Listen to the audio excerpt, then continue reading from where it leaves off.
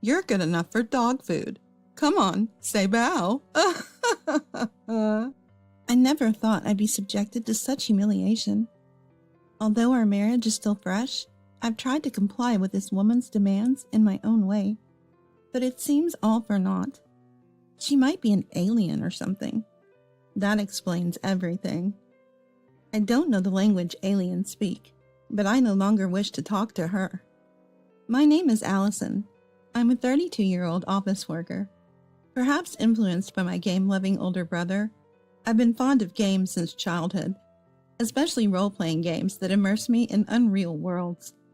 I've made many friends through social media, which I started a few years ago. One of them is my husband, Carmine. We both liked the same game and shared favorite characters and spells. When a new game came out, we'd go buy it together. After years of such companionship, we became conscious of each other and decided to get married. Carmine's parents are Stanley, who is often away on solo assignments, and Bianca, a housewife. Stanley, due to his busy work, comes home only a few times a year. Carmine's grandmother, Stanley's mother, also lives with them but has been suffering from Alzheimer's for a few years now, and recently, her hearing has declined, making conversation difficult. Grandma got forgetful all of a sudden when Dad went on his solo assignments. It must have been quite a shock, he said. Bianca takes care of the grandmother-in-law. Since Carmine lived alone early on, his parents-in-law's home is just Bianca and the grandmother-in-law. I wondered if I would have to take care of a stranger who wasn't even my parent someday. However, both parents-in-law are healthy, and it seems that the opportunity is still far off. I was completely at ease. Until that one phone call. One day, it was my day off, and after finishing all the housework I had accumulated, I was playing my favorite game. Then, an unfamiliar sound rang out in my room. What's that sound again? Oh, a ringtone. I rarely get calls, so I forgot my own ringtone. Seeing the displayed name, I tensed up a bit. A call from Bianca? It was the first time I got a call from my mother-in-law, Bianca. And though nervous, I thought something might have happened, so I hurriedly answered. Hello? You're late. It's common sense for a working adult to answer promptly when a superior calls. The sudden sarcasm made me instinctively want to hang up, but I refrained. Sorry, I'll be careful. So what can I do for you today? As if.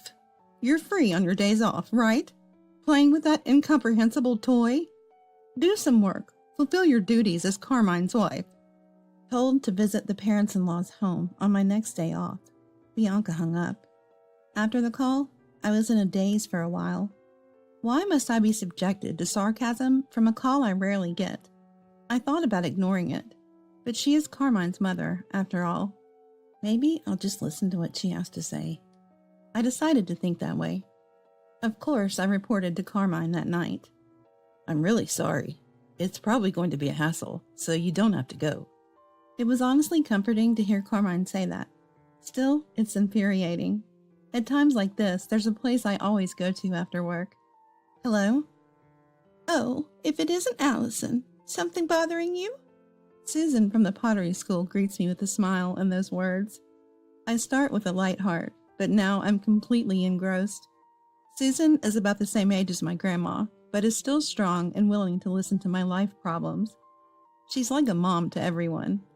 Of course, pottery is fun, but I come here to talk to Susan. Listen to this, Susan. I got a rare call from Bianca, and it was a parade of sarcasm. You must be free, she said, or do your duty as a wife. I didn't expect to be told such outdated things. Susan always listens to my complaints without a frown. Just ignore that pointless Bianca. There's still such old-fashioned people around.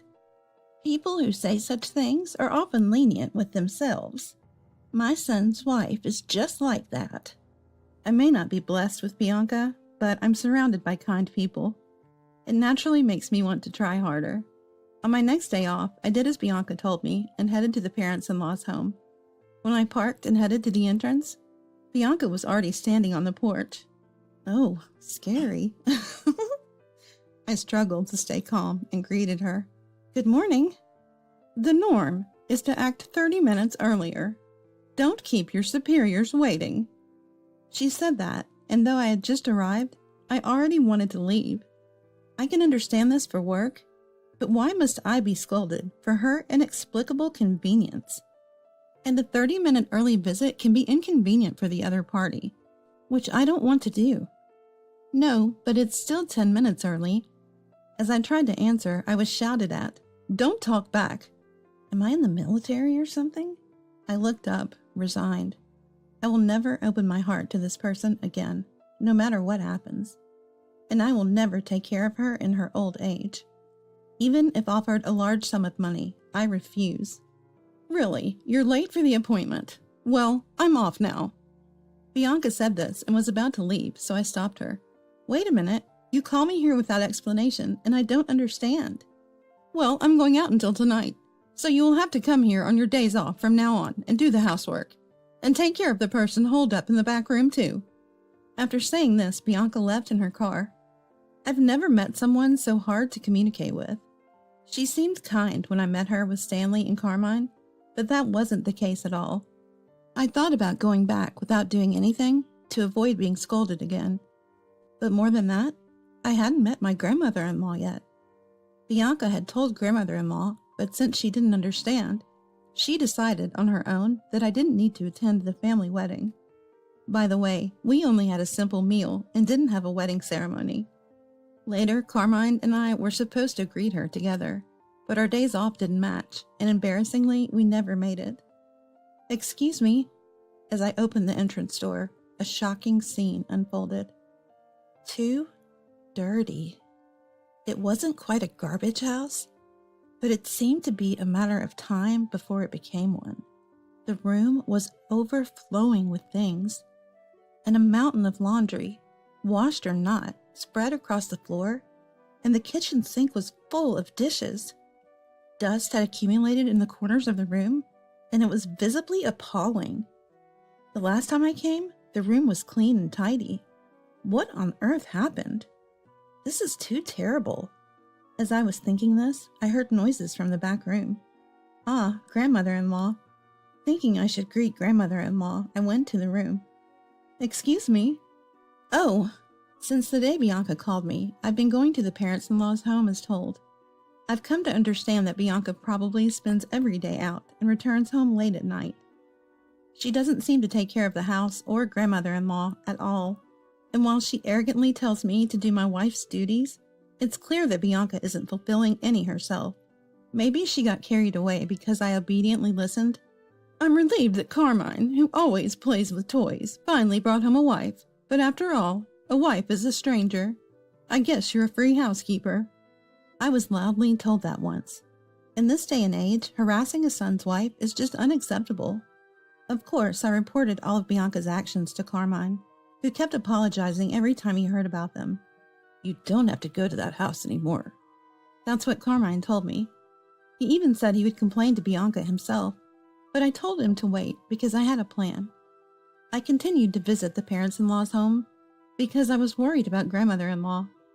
When Carmine saw that grandmother-in-law and I got along well, he was very pleased. After a few months of those days, while I was cleaning the parents-in-law's home as usual, Bianca said, There's a memorial service at the end of this month, and people will gather, but make sure you don't say anything unnecessary, okay?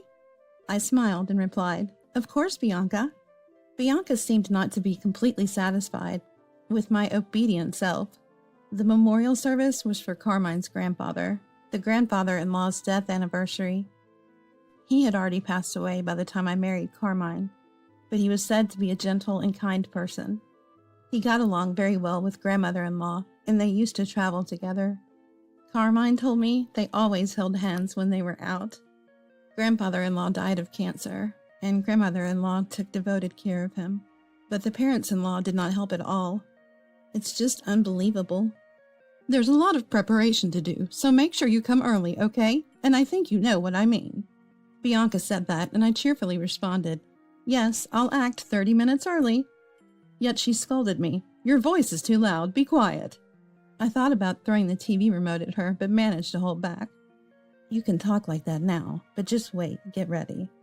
I looked forward to the day of the memorial service. The long-awaited day of the memorial service. I was told to come 30 minutes early, but I went an hour early. Sure enough, it seemed to be an inconvenience, and Bianca, showing her true colors, came out of the entrance angry, saying, "You're too early. There's such a thing as too much." Honestly, when I saw her face, I thought she was a monster.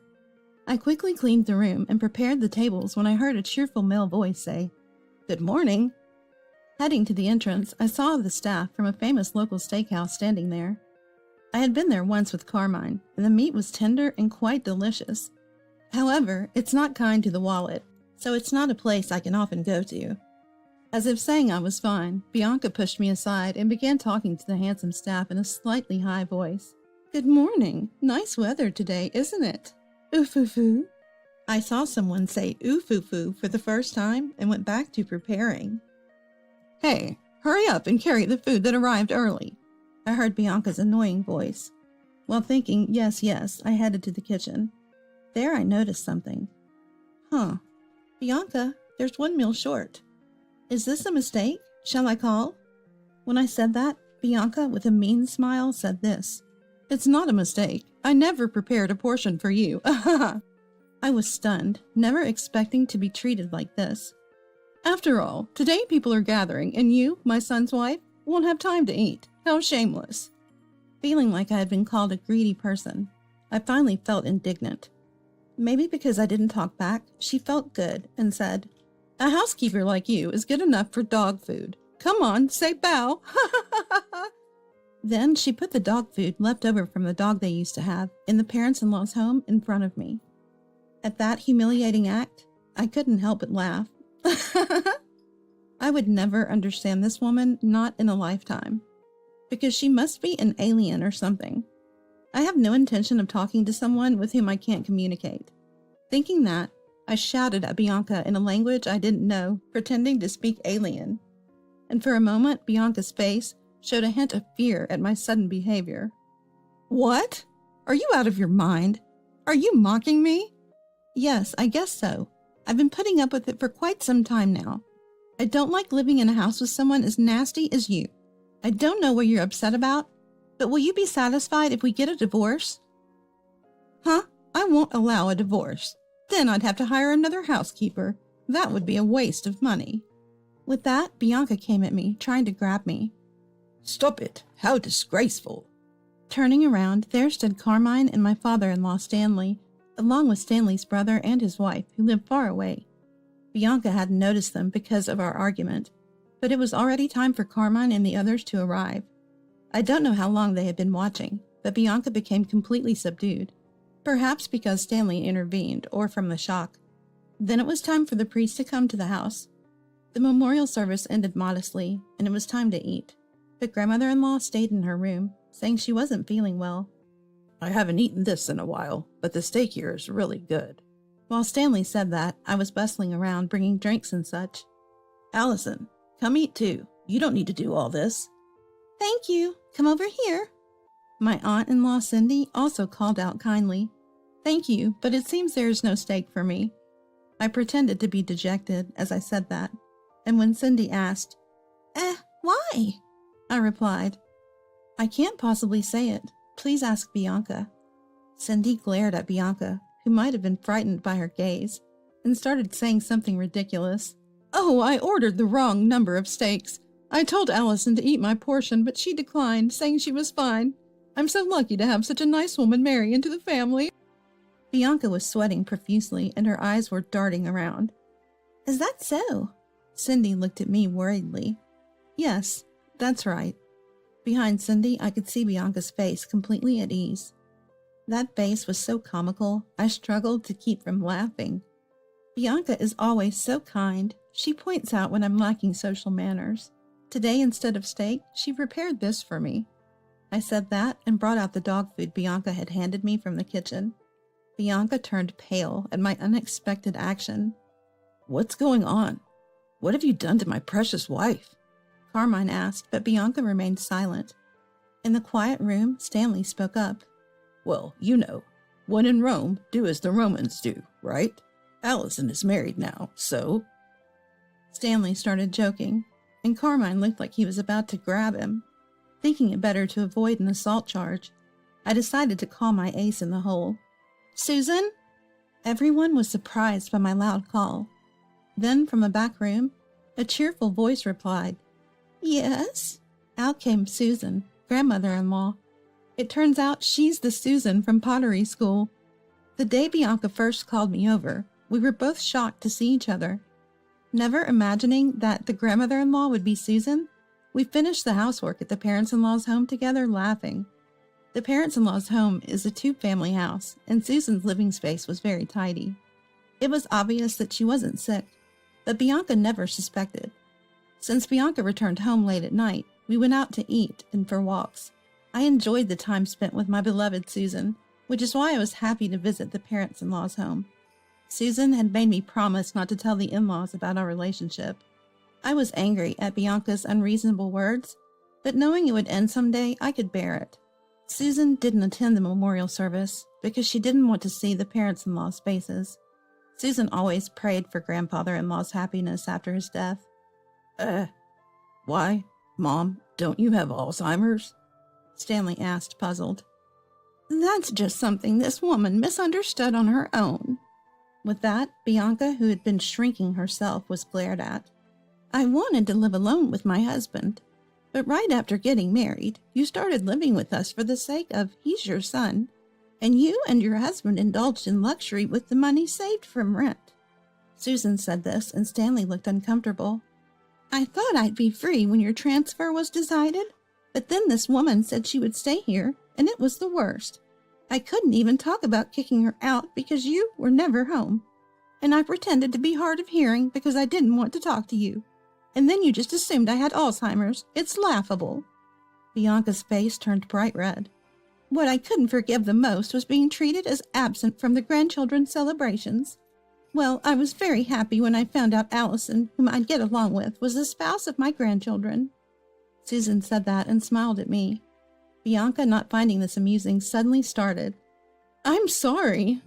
Allison was always so cold to me. I was frustrated, and that's why I did such a prank today. I truly regret it.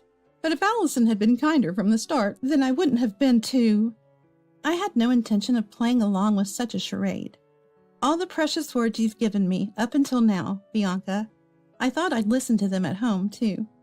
I said that and pulled out a voice recorder I had hidden in my pocket. With each playback, Bianca's face grew paler, and the faces around us grew more severe.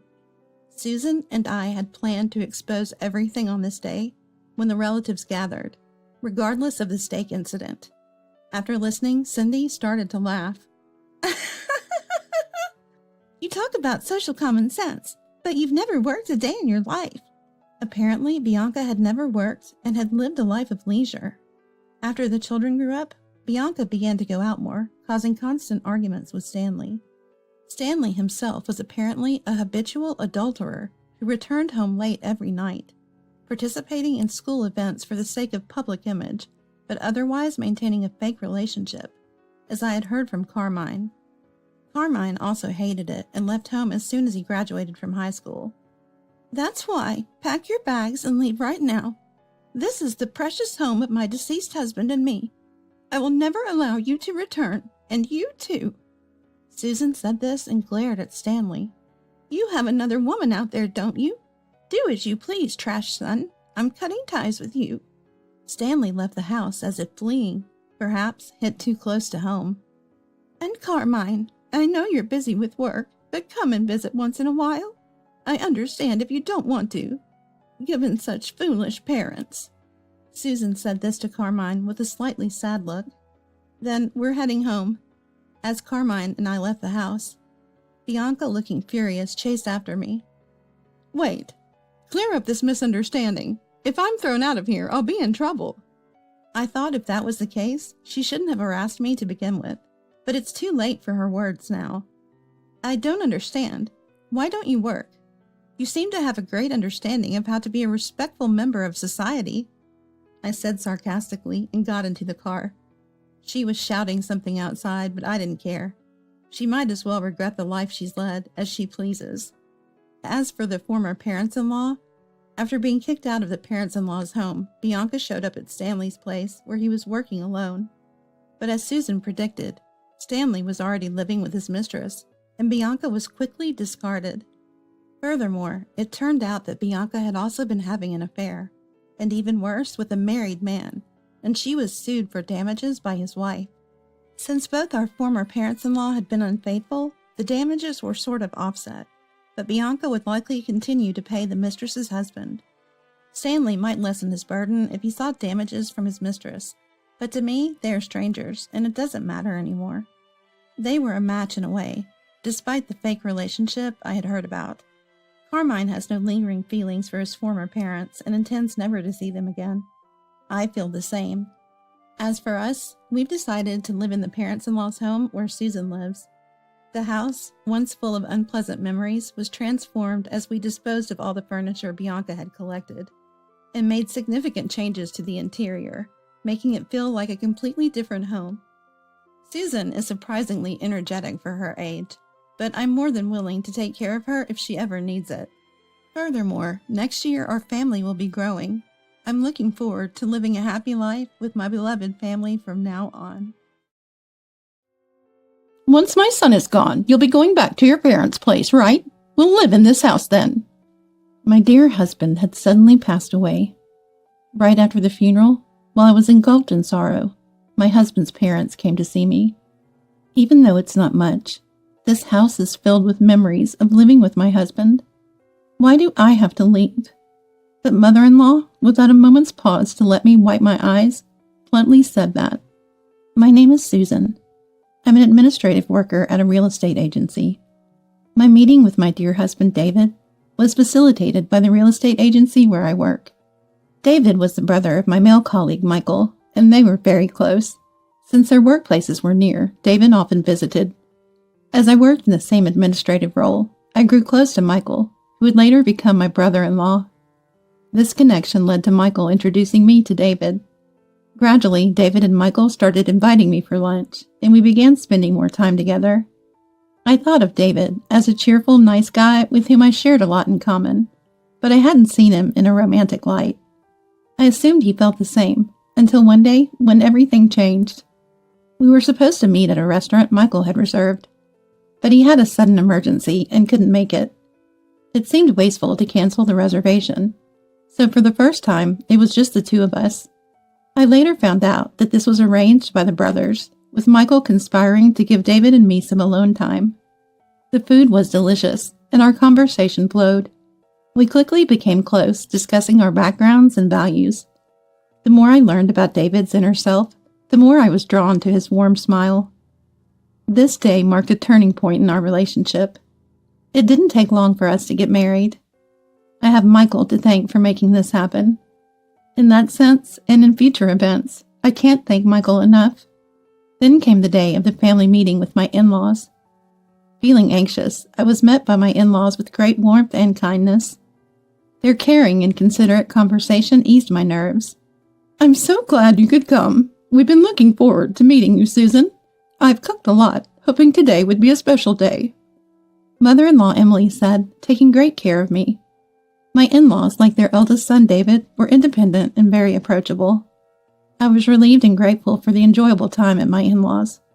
Our interactions continued, and they always supported our happiness, never imposing their views on marriage or children. Eventually, the topic of living together at the in-laws came up, but we had plans to build our own home. In fact, my grandfather left a house for me. My in-laws listened intently and nodded. My grandfather cherished me as his only granddaughter, and he left me a beautifully renovated house and land. He seemed to wait for the inheritance process to complete before passing away. The property was nearby and had increased in value due to redevelopment. But as someone experienced in real estate, I knew it was more beneficial to sell it to fund our dream home. Grateful for my grandfather's love, we were already considering selling it, as he had said the house was mine to live in or sell. After marriage, we moved there. However, it was far from work, and despite its good location, it wasn't practical to continue living there. As we planned to sell it, a significant change came into our lives. David, working in sales, was ordered to transfer. His company had branches nationwide, and he was the only suitable candidate. It was an official order, and he couldn't refuse. I'll come home every long weekend. and my parents are planning to visit. Could you take them out? It's okay if you don't overexert yourself.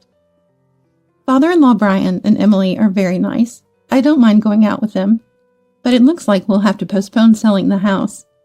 With my job to consider, David's assignment to work alone was decided. It was sudden, but I had to endure the loneliness and worry waiting for the day we could live together again. As David said, on the days off, my in-laws, especially Emily, would frequently come to visit. Emily, who had endured loneliness many times while raising young children when Brian was away on business trips, shared her experiences with me. You can still create family memories even without children. How about going out with me? Shopping might cheer you up. Let's go, Susan. Thanks to Emily, I didn't feel lonely. My weekends were even busier. However, I started to notice something troubling. Almost every day off, Emily would insist on going out. It was nice, but after a month, Emily's invitations became more forceful, regardless of my fatigue or household chores. I was hoping to rest this week. When I said that, Emily frowned as if I was being selfish. But it's fun to go out together, isn't it? Or do you dislike going out with me? No, it's not that. But you've been taking me out every week. Don't you need a break, Emily? Emily looked sad. Even as I tried to clear up the misunderstanding, Emily wouldn't listen. I agreed reluctantly, and Emily smiled, acting as if she never insisted. My suspicions about Emily's behavior grew. The places she insisted on going were increasingly expensive. Shopping at brand stores and eating at upscale restaurants, and the bills fell on me. Emily often left the store first, leaving me no choice but to pay. There was never a thank you or a promise to pay me back later. Sure, I have a house and a good salary, so savings weren't an issue. But David and I had always been frugal, so Emily's extravagance felt odd. Even when both in-laws were there, it was the same. In fact, with Brian, my financial burden only increased. I knew I had to address it, but it was hard to discuss with David. David had said, I'll definitely come home on the long weekends. But his new office was busy, and he rarely managed to return. Mom says you've been going out every week. Are you managing okay? Doesn't seem like there's anything to worry about. David's video call showed his tired eyes and thinner cheeks. His work fatigue was evident. Feeling guilty about bringing up the issue with Emily, I ended up being overly optimistic. Emily's been really good to me. Take care of yourself, David. I'm fine, don't worry. While I downplayed it to David, I couldn't refuse to pay for outings with my in-laws. Their behavior escalated until one day when I said, I can't go out today. Emily said something unexpected. Then, can you lend me some money? Pay? For you? Just a little, really. I've already made a reservation at a restaurant. I'll take another friend instead, so could you cover what I'm short? I wanted to refuse, but that would have made things worse. Resigned, I opened my wallet, but Emily never acted this way in front of David. Have you thought about asking David? When I hinted this to Emily, that's shameful to tell David. Her response shocked me. It was clear she felt it was okay to ask me, not David. I gave up on Emily as her demands for money became routine.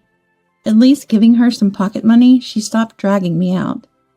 I knew it was a big problem, but my attempts to communicate with Emily were exhausting. Her behavior became more bizarre.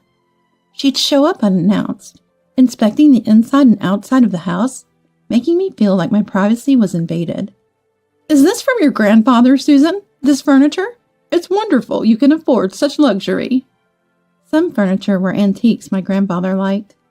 Emily seemed to enjoy them, admiring them as if they were her own. This is mine and David's home. I finally started to consider confiding about Emily's actions.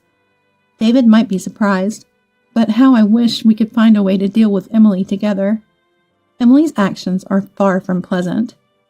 Even as in-laws, it's an invasion of privacy. However, around the same time, the duration of David's assignment was determined. Just a little longer to bear it, and when David returns, the in-laws asking for money would likely end. A glimmer of hope sprouted in my heart. David was working hard every day, so I just needed to be patient a little longer. But as I eagerly awaited David's return, things took an unexpected turn. What? David collapsed? And he's in the hospital? I was stunned. The call came from a colleague at his new location, and I hurried to the hospital. Perhaps due to overwork, David suddenly suffered a heart attack. Though rushed to the hospital by ambulance, it was too late. My kind, healthy David passed away from an unforeseen attack. I couldn't grasp the reality as I faced his funeral. I don't remember much, overwhelmed by grief. Michael rushed over, taking care of most things. I'm sorry, Michael. Even though you lost David too, you're helping so much. It's David's funeral. Of course I should help. How about the land? Is the house ready? We talked while cleaning up after the funeral. I nodded and said, everything's perfect. Then a few days after David's funeral, my in-laws came to the house. But it was clear they weren't there to console me. It's a shame about David, but we're here for you, don't worry. Emily's face had a strangely unpleasant smile.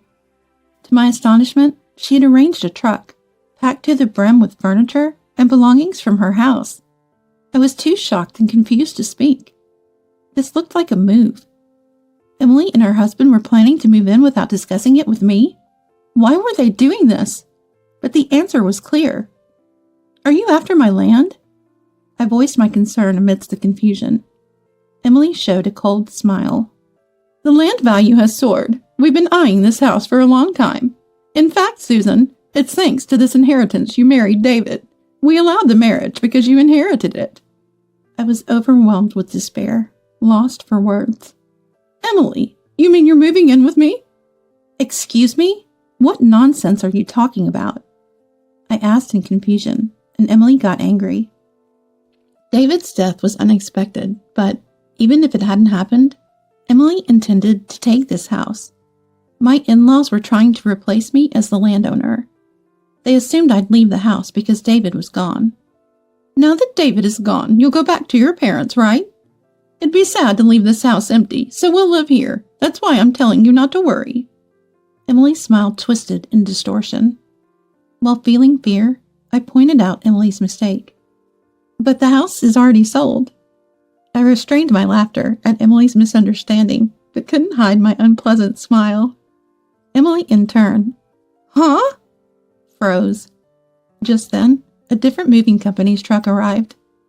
Sorry, we're here to deliver to this house. A burly mover came down, speaking to us due to the confusion of another truck being present. Emily's movers also came down.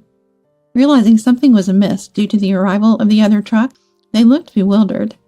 Both in-laws were flustered and incoherent. Arguing with everyone wouldn't resolve anything. Seeing my in-laws in panic, I began to regain my composure. Then I promptly gave instructions to move the truck. This house has already been sold, and the contract finalized.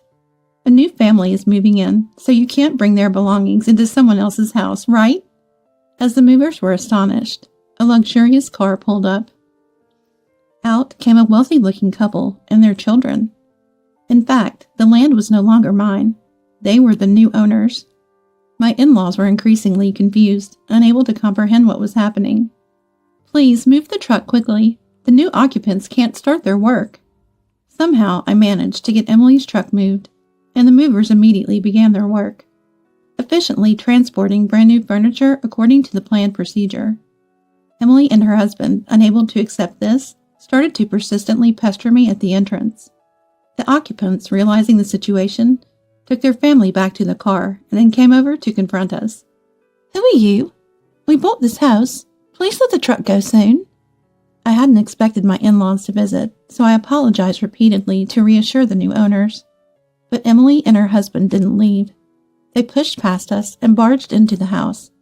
Of course, the house had completely changed from what they knew. None of the furniture my husband and I used was left. Emily was shocked at the sight and started to make a scene. What's this? The house is empty. The antique furniture, the lighting, I love those. What's going on? Emily was infuriated, unable to understand what was happening. The occupant finally snapped. I'll call the police. Frustrated, Brian quickly grabbed Emily and retreated. Once away from the scene, the heated Emily quieted down somewhat. First, I apologized to the occupants. There could still be future problems, they warned. So I provided them with my in-laws' names and addresses to somehow resolve the situation. Feeling a deep sense of exhaustion, I still had things to explain to my in-laws. I went back to them and calmly explained that the move had been completed just days before David's death. The plan was always to sell the house along with the land. It was the original plan, though it had been paused due to David's solo assignment. The smooth progression of the plan was due to a certain background. It was Michael who encouraged our decision. Confused by my in-laws' change, especially their demand for money, I didn't want to worry David and couldn't consult him, leading to days of despondency. Michael noticed and came to my rescue. Michael, who didn't get along with his parents, "If you're in trouble, I'll help," had offered. Trusting Michael, who promised to keep it a secret for the sake of our marital harmony, I decided to confide everything. Upon hearing it, Michael was furious with his parents. Michael, David's brother and my colleague, understood their scheme well. For him, David was his only family, and he saw me, David's wife, as family too. "My parents will either try to live in that house eventually, or conveniently kick both of you out to make it their own."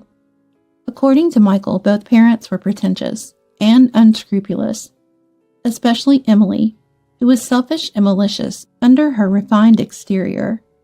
Hearing these intense stories about his own family from Michael, David never knew this side of his parents because they hid it from him, the heir. Anyway, to avoid losing it to them, Michael suggested we sell the land early. I agreed with Michael's suggestion and decided to proceed with the sale. Even though it was a valuable inheritance from my grandfather, I didn't want it to become an obstacle for us. Rather, because it was important, I didn't want to leave any troubles. Of course, it wasn't a decision made on my own. I had discussed it with David while he was alive and had his agreement. At that time, David learned about all his parents' actions. Though I didn't want to tell him, I couldn't complete the sale alone. But David understood why I couldn't consult him and condemned his parents' actions. "I'm sorry I didn't notice. If it's okay with you, Susan, let's finish the sale before my parents make a move. It's a shame about the house inherited from grandfather-in-law." "No, it's okay. If it's going to cause trouble, Grandfather would agree to let it go too." I decided to sell the land, not to protect my relationship with my in-laws, but to safeguard the future I had with David. Michael, a real estate expert, exerted his efforts in the sale, finding the ideal buyers. My task was to find a new place to move as soon as possible and act naturally to prevent my in-laws from finding out. The house, while lived in, was almost like new, so we were able to keep the price reasonable. Thus, a buyer was quickly found and the sale was swiftly concluded. They were the family that had just arrived. Originally, I had planned to wait in our new home for David's return. David was pleased about the sale, so it was only regrettable he wasn't here. The movers efficiently transported the furniture. The evicted in-laws watched from a distance as the move continued smoothly. They stood dumbfounded for a while, but that couldn't last forever. The movers they had hired, angry and confused, demanded an explanation. From their perspective, the booking mistake was inconceivable. "I can't believe this is happening. It's a breach of contract." They questioned my in-laws, who in their panic struggled to explain. Eventually, the household goods had to be taken back, but because of the unexpected situation, a significant surcharge was apparently billed. Emily, finally understanding the situation, clung to me trembling. "This is the wife of David's house, so it's our home too, right? The situation is odd, isn't it?" She tried to persuade me with her strained excuses, but I ignored them and left with only my hand luggage. The land was already the new family's property, not mine anymore, so I had nothing to answer. David's memorial service proceeded without delay. I encountered my in-laws there, but even though they seemed like they wanted to say something about the house, they never did and eventually left surreptitiously. I had no obligation to speak to them anymore, so we barely talked. I lived my days in peace. In a new house, a small home where I was supposed to restart with David, I faced the grief of losing him. With substantial savings from the sale, the plan to build our own home vanished without David. Returning to work, I immersed myself in the few memories I had with David and slowly began to look forward to a positive future. Meanwhile, my in-laws, especially Emily, must have been accumulating unresolved grievances. I didn't want any more involvement with them, so I didn't inform them of my new residence. Unable to interact with me, Emily's frustration only grew. She had always pretended in front of David, and now couldn't turn to Michael, whom she didn't get along with. Not knowing my whereabouts added to her stress, which kept piling up until Emily lost her balance. One night, Emily committed a heinous act by pouring gasoline around the sold house. Fortunately, a passing neighbor, sensing something amiss, apprehended her before anything worse could happen. After being reported to the police and found with the old paper and a lighter, Emily was arrested for attempted arson. The new occupants, furious upon learning she was the woman who had intruded on moving day, angrily insisted on pressing charges, contacting me as well. I apologized profusely, but it was for the terrifying experience they almost had, not for Emily's attempted arson. In the end, Emily couldn't escape legal action due to her obsession with the house. I managed to be forgiven after repeated apologies, promising such an incident would never happen again. Emily, who had grown up in luxury and always had whatever she wanted, became frustrated when she couldn't have the house. That's why, I want that house! This unfulfilled desire turned into distorted jealousy. Unable to let go of the house and land, she resorted to crime and eventually ended up in prison. Brian, who should have been her support, ended their marriage in a dispute following her arrest. So when her sentence was over, Emily had no home to return to. But that was the outcome of her own actions. Michael, lonely after losing David, said, "Susan, having you makes it bearable." Though my relationship with my in-laws was severed, I hadn't lost my entire family. For David, who I believed was watching over me from heaven, I resolved to live peacefully.